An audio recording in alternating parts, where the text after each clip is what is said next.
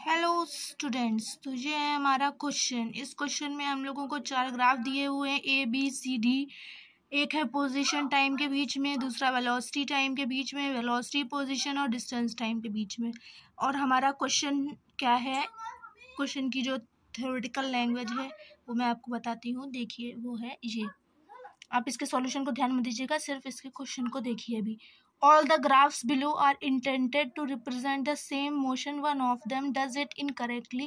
Pick it up. मतलब कि ये 4 जो ग्राफ हैं हमारे, ये चारों में से 3 जो हैं सेम मोशन को रिप्रेजेंट करते हैं और एक ये ऐसा है जो कि अलग तरीके के मोशन को रिप्रेजेंट करता है और उसी को हम लोगों को फाइंड आउट करना है। तो हमने अपने पहले ए वाले ग्राफ का एनालिसिस करते हैं कायदे से। देखिए ए वाले ग्राफ में क्या है, पोजीशन और टाइम का के बीच बना हुआ है, यानी कि इसकी स्लोप हमको क्या बताएगी, पोजीशन टाइम ग्राफ की स्लोप हमको बताती है क्या, वेलोसिटी या फिर वेलोसिटी बताती है। तो देखिए हमने देखा कि इसकी स्लोप जो है वो ऐसी है, ठीक है, और फिर इसकी स्लोप जो है कैसी होती जा रही है, ऐसी होती जा रही है, यानी कि लेटती जा रही है, ठीक है, यानी कि स्लोप जो है वो कम होती जा रही है। स्लोप कम होती जा रही है मतलब वेलोसिटी कम होती जा रही है।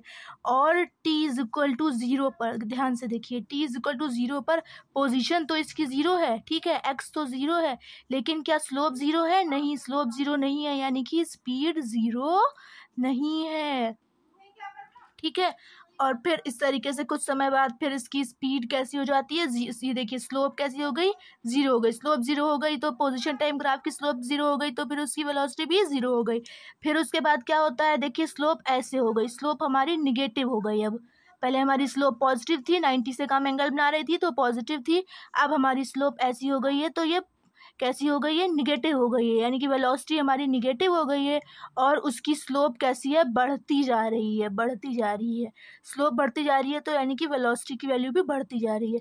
तो इस तरीके का मोशन है ये, ठीक है।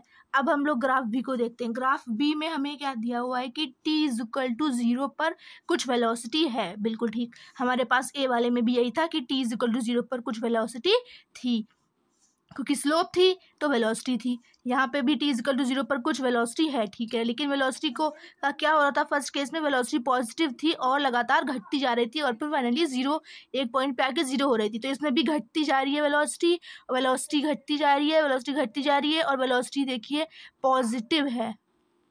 वेलोसिटी पॉजिटिव क्यों है, क्योंकि ये एक्स एक्सिस के मतलब कि टाइम एक्सिस के ऊपर ग्राफ बना हुआ है, इस वजह से ये वाली चीज़ वेलोसिटी यहाँ तक की पॉजिटिव है, ठीक है। और उसके बाद में वेलोसिटी 0 हो जाती है और उसके बाद में हम देखते हैं कि हमारा ग्राफ जो है अब टाइम एक्सिस के नीचे चला गया है, टाइम एक्सिस के नीचे चला गया है, तो यानी कि वेलोसिटी निगेटिव हो गई है। लेकिन वेलोसिटी निगेटिव हो गई है लेकिन वेलोसिटी कैसी है, बढ़ती जा रही है, जैसा कि इस वाले केस में हुआ था।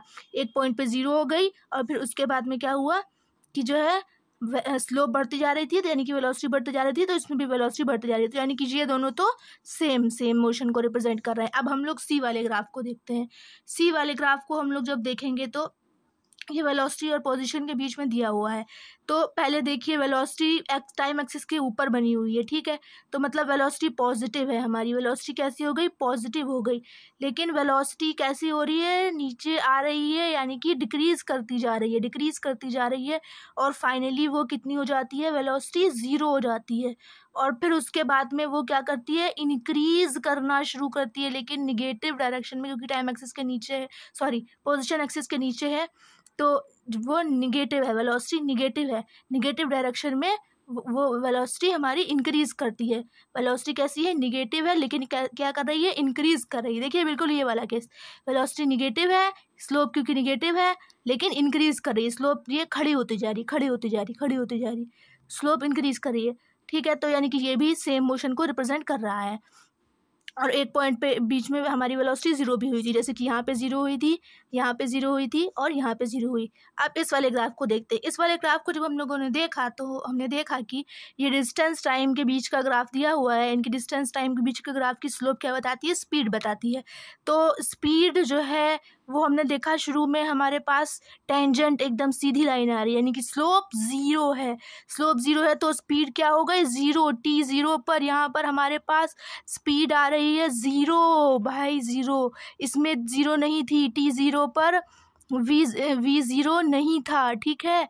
इसमें भी टी ज़ीरो पर वी ज़ीरो नहीं था, इसमें भी टी ज़ीरो पर वी ज़ीरो नहीं था, और बाकी सब कंडीशंस भी फुलफ़िल हो रही थी कि पहले हमारा वेलोसिटी जो है उसकी स्लोप कैसी हो रही है, घटती जा रही है, फिर स्लोप ज़ीरो हो गई, यानी कि वेलोसिटी ज़ीरो हो गई, फिर स्लोप इंक्रीज़ कर रही है, ठीक है। इस वाले केस में भी यही हुआ, कुछ फाइनल इनिशियली कुछ वेलोसिटी थी, वेलोसिटी हमारी पॉजिटिव है और जो है डिक्रीज़ करी फिर ज़ीरो हो गई और फिर वो निगेटिव में इंक्रीज़ करने लगी, ठीक। इस वाले में भी यही हो रहा था कि जो है वेलोसिटी हमारी शुरू में पॉजिटिव है और लेकिन डिक्रीज़ कर रही है, ठीक है, और फिर फाइनल ज़ीरो होती है और ज़ीरो के बाद वो बढ़ने लगती है लेकिन निगेटिव डायरेक्शन में, ठीक। लेकिन इस वाले में हम लोगों ने देखा कि टाइम और डिस्टेंस का ग्राफ है ये, तो यानी कि इसकी स्लोप हमको क्या बताएगी, इसकी स्लोप हमको बताएगी स्पीड, और वो चीज़ यहाँ पर हमने देखा सीधी लाइन बनी हुई है, टेंजेंट एकदम है, तो फिर यानी कि टेंजेंट ज़ीरो है, स्लोप ज़ीरो है, तो फिर वेलोसिटी भी ज़ीरो हो गई, यानी कि सब केसेस में से ये वाला केस अलग है, ओके। ये किसी अलग मोशन को रिप्रेजेंट कर रहा है, तो ये हमारा आंसर हो जाएगा, ओके, आंसर।